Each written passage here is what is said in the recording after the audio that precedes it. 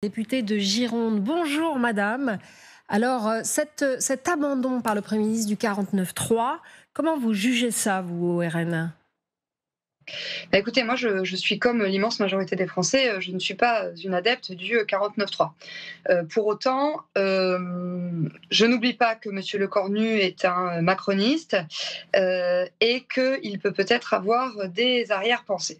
Moi, ce que je veux juste vous dire, c'est que, s'il n'utilise pas le 49.3, ça veut dire qu'il compte, sur, les députés, macronistes et LR pour, siéger avec assiduité à l'Assemblée nationale pour repousser les délires en matière de fiscalité confiscatoire du nouveau Front populaire. Et hélas, puisque je vais vous rappeler que l'année dernière, les amis de M. Attal ont littéralement déserté l'Assemblée nationale.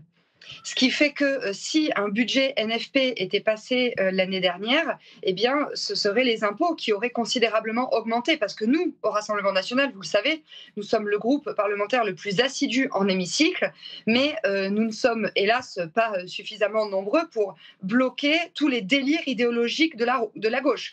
Donc j'espère qu'en disant cela, M. Lecornu va passer un message clair aux députés macronistes, c'est qu'il faut qu'ils siègent à l'Assemblée nationale. Sinon, ce sera un budget qui sera totalement confiscatoire en matière de pouvoir d'achat pour les Français. Et Guillaume Audin. Madame Diaz, j'ai une question à vous poser. Durant ces 3 semaines, vous avez eu le temps de retourner en circonscription. Très concrètement, qu'est-ce que vous disent vos électeurs à propos de M. Lecornu renversé?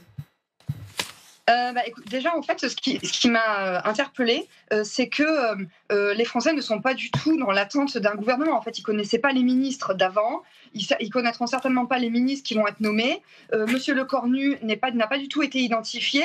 Donc, on a quand même l'impression de Français qui attendent précisément la rupture, l'alternance. Et en fait, ce que les gens me disent sur le terrain, c'est vivement 2027, vivement Marine et vivement Jordan. Vous êtes, vous aussi, dans un état d'esprit consistant à dire désormais la balle est dans le camp du Parlement, prenons nos responsabilités, discutons, y compris avec nos adversaires au sein de l'Assemblée nationale, pour trouver un chemin?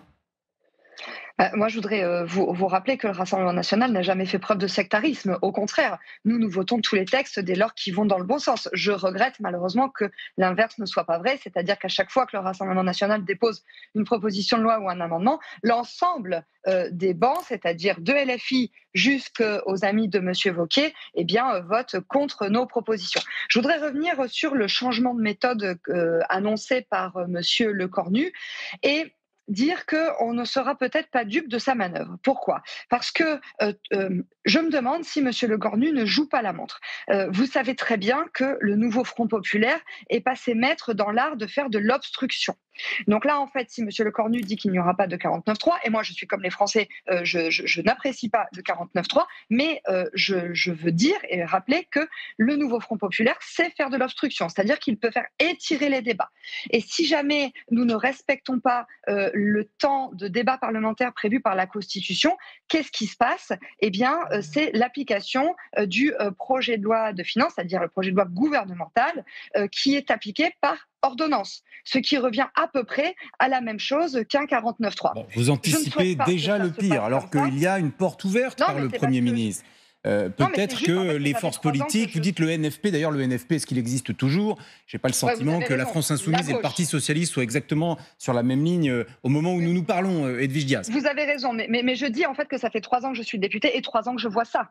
Voilà, 3 ans qu'on voit les socialistes avec leurs amis de LFI, les écologistes et les communistes faire de l'obstruction parlementaire. Et il y a autre chose aussi que je voudrais souligner.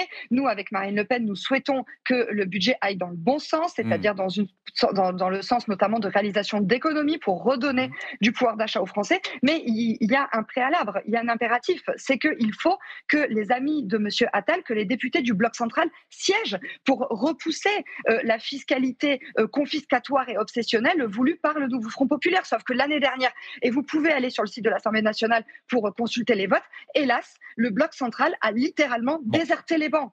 Donc il faut absolument que le bloc central siège à l'Assemblée nationale et que le nouveau Front populaire ne reparte pas dans ces dérives de fiscalité confiscatoire. Merci Madame Diaz.